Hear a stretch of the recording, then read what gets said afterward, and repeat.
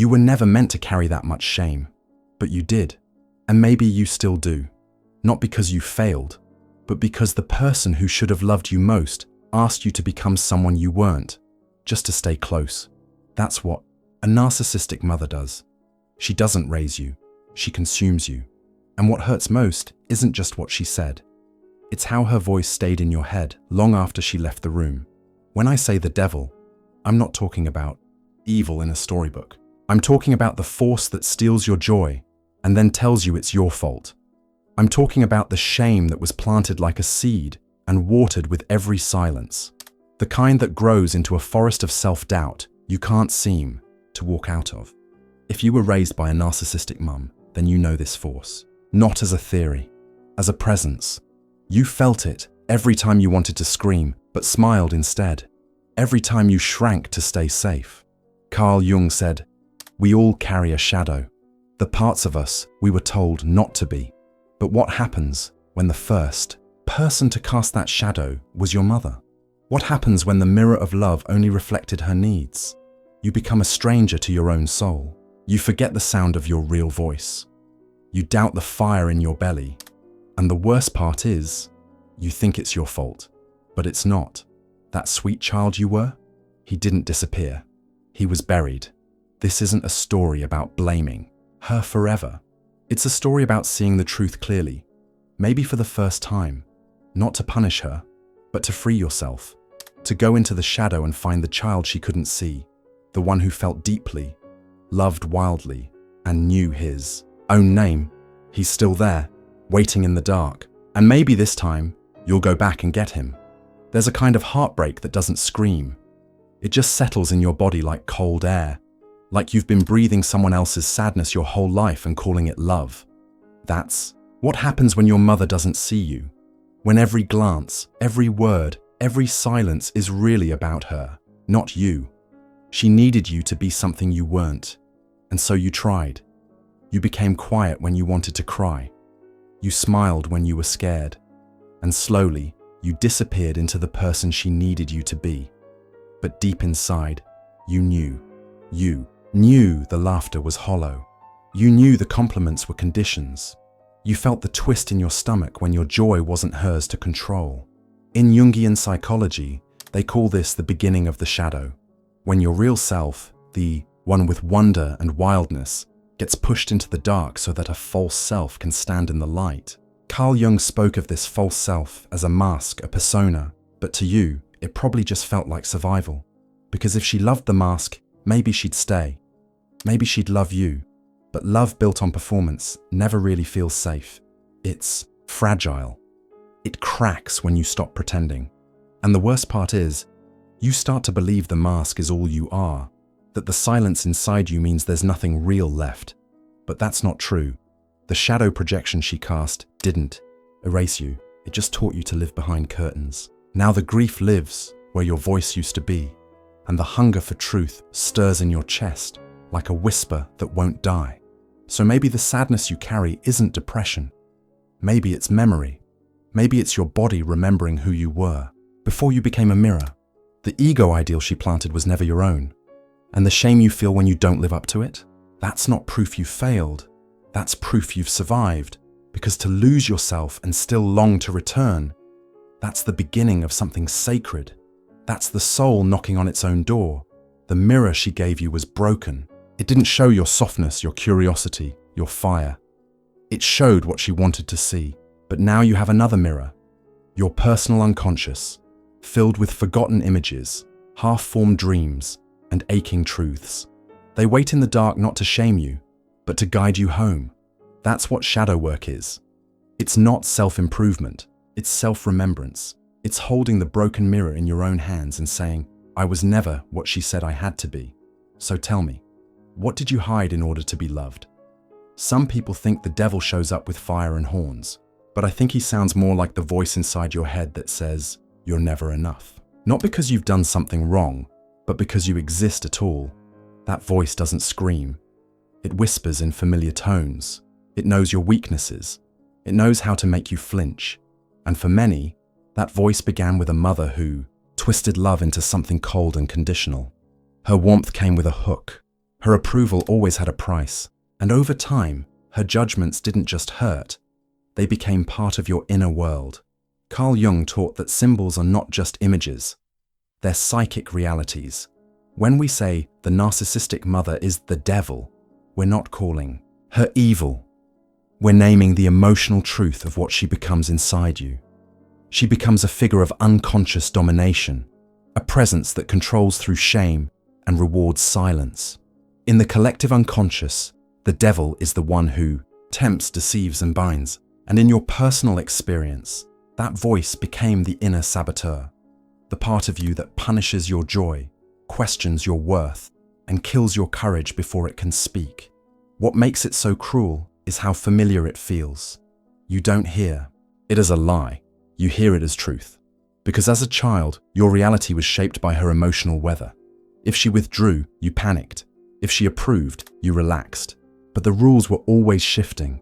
So you learned to betray yourself to keep the peace. That betrayal, repeated often enough, becomes internalized. The devil isn't just a symbol of evil. It's the part of you that learned to protect yourself by hurting yourself. You criticize your needs. You fear your anger. You shrink your presence, even when no one is watching. This is not self-hatred. It's survival disguised as shame. These unconscious drives keep you small because small once felt safe. They tell you not to feel too much, not to want too much, not to speak too loudly. And every time you almost choose yourself, that inner voice steps in. That's psychic conflict, the war between your instinct and your conditioning. It doesn't care if you're free, it cares if you're safe. But safety, when built on repression, eventually becomes a prison. And the longer you stay there, the more you forget there was ever a door. In Jungian thought, symbols demand to be integrated, not banished. If you exile the devil, he only grows in the dark. But if you turn toward him, you begin to see the structure of your fear. You begin to understand that your inner saboteur is not a monster, but a scared child wearing a mother's mask. He repeats her words because that's what kept you alive. But survival is not the same as wholeness. And healing is not obedience. It's revolt. Not violent revolt, but quiet, sacred refusal. The refusal to keep abandoning yourself to stay loved. That voice in your head, the one that doubts, shames, and cuts you down. It's not your enemy. It's a map. It points to every place your truth was punished. It holds the keys to the parts of you that were locked away. And yes, the shame feels unbearable sometimes. But shame only exists where there's still life, still fire, still longing. The devil is not your death. He's the gatekeeper. And behind him is the part of you that never stopped hoping someone would finally say, "You were never too much." So I ask you, what would happen if you stopped believing that voice? There's a moment in childhood you don't remember, but your body does. It's the moment you realized your softness wasn't safe. Maybe it was when your joy annoyed her. Maybe it was when your tears made her cold. Whatever it was, it marked the beginning of a quiet splitting, not with blood or noise, but with silence. You didn't stop feeling, you just started hiding. And the child you were, the one with open eyes and untamed emotion, began to shatter into smaller pieces. Not because you were weak, but because you were trying to survive something too big to name. Carl Jung spoke of the personal unconscious as the place where forgotten truths live. For a child, that forgetting doesn't mean those truths disappear. They just go underground. The parts of you that felt too much or spoke too loud, the ones that longed, raged, or danced, they weren't erased. They were exiled. You became the good one, the quiet achiever, the pleaser, the perfect child. But behind every performance was a repressed impulse, a fragment of soul that never stopped burning. And those fragments, though silent, carry your most vital truths. This kind of fragmentation is not obvious from the outside. People might see you as stable, functional, even admirable. But inside, there's a disconnection that aches, a feeling, like you're watching your life from behind glass. This is the cost of psychological repression. You push down what was real to keep what was required. And in doing so, you disconnected from your own depths. You don't cry because it never helped. You don't ask for help because it never came. You don't trust your feelings because they were treated like threats. So the world becomes a stage, and you, an actor stuck in the same scene. But those disowned parts of the self are not dead. They are waiting. Each one is a memory, a mood, a dream, a tension in your chest that you can't explain.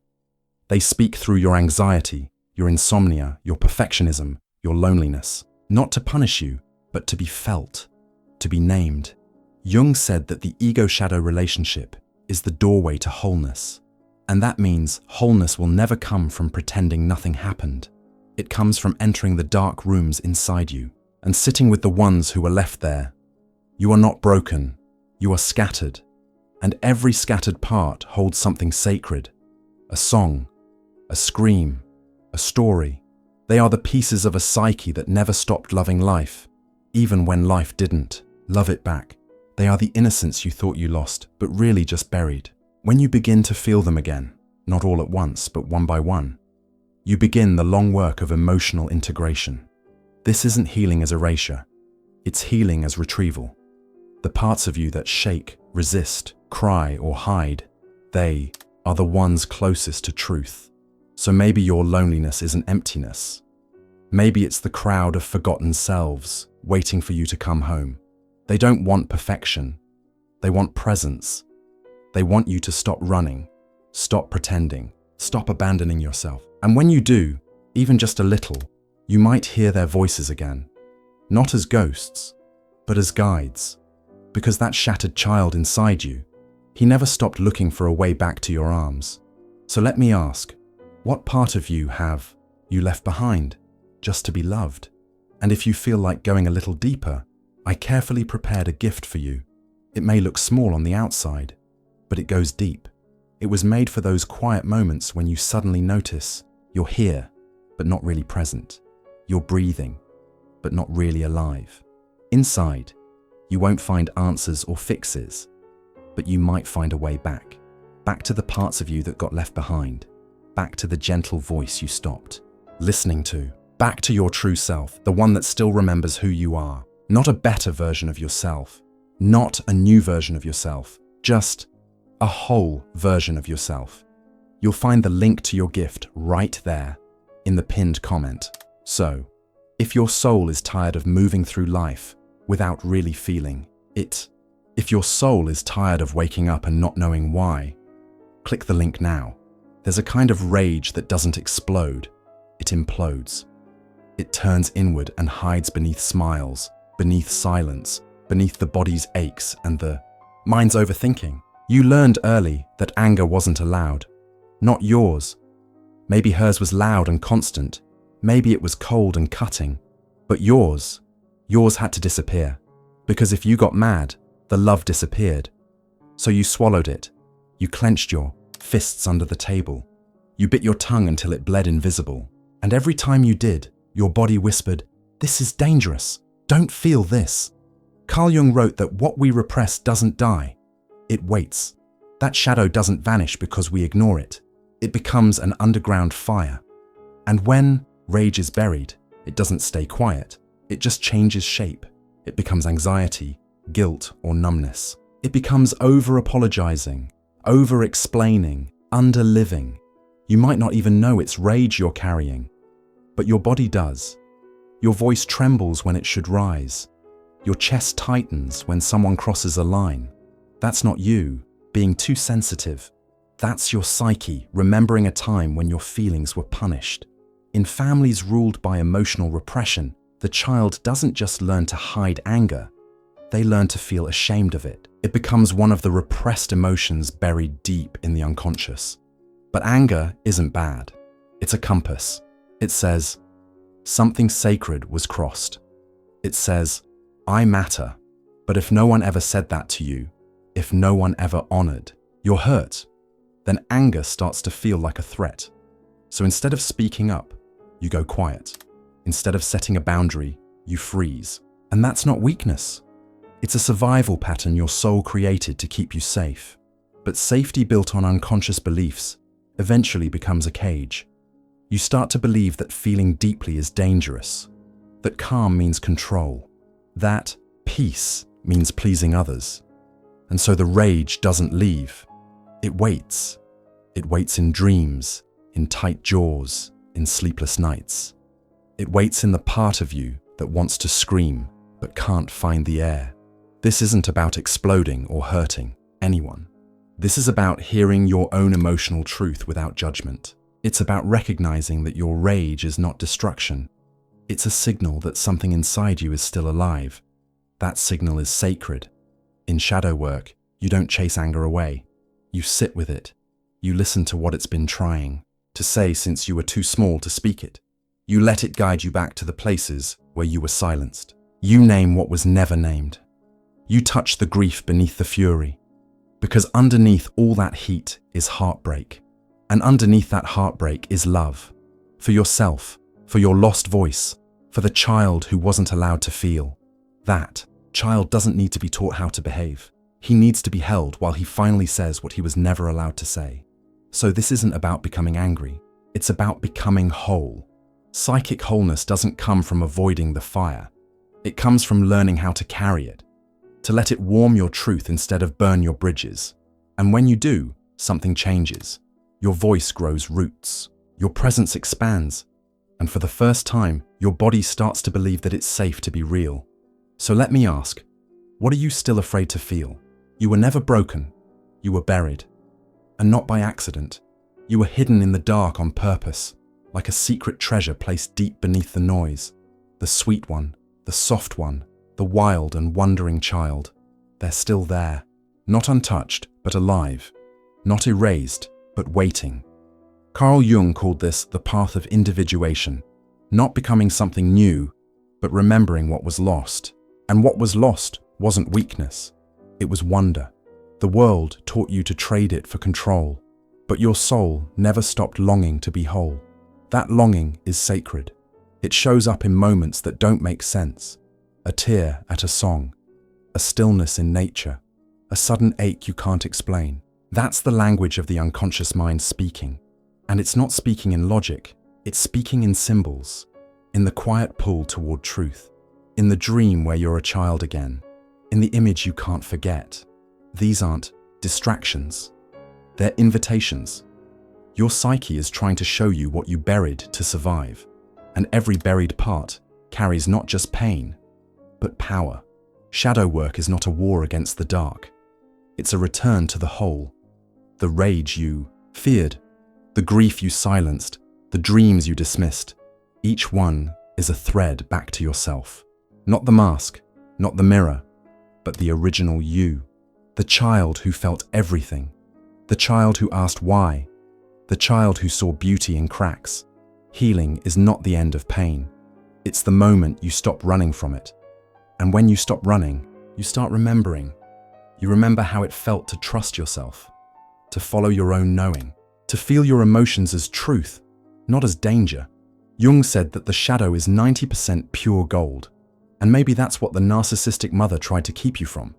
Not your flaws, but your flame. She taught you that sweetness was naive, that softness was weak, but your softness held strength she couldn't bear to face. So she shamed it, and you buried it. But now, through inner alchemy, you begin to lift it out of the dark. Not to give it away, but to live from it. Because when you carry your truth without apology, you stop needing permission to exist. This isn't about blaming her forever. It's about not betraying yourself anymore. Psychological healing isn't perfect. It's messy, slow, tender, but each time you choose to feel what you used to hide, you call a part of yourself home. And those parts, those forgotten feelings, those silent memories, they aren't ruins, they're seeds. Seeds that grow in the dark. And when they rise, they don't bloom as revenge. They bloom as reunion, as the return of what you were always meant to be. So if you still feel small, soft, or lost, that doesn't mean you're behind. It means you're close. Close to the psychic wholeness that was once buried beneath fear. Close to the child who never stopped waiting for you to come back. And that return, that quiet reunion, is the real miracle. Not escape, not conquest, but remembering. So tell me, What would it feel like to come home to yourself and, if something I said reminded you of your own story or stirred something inside you, feel free to share it in the comments. I'd really love to hear it. What you have to say matters, not just to me, but maybe to someone else who's going through something similar. Sometimes, putting it into words is already part of the healing. If something inside you still wants to understand yourself, there's another video waiting for you on the screen. And maybe what's in there is exactly what you've been needing to hear. Click it, if that's where your soul is asking to go.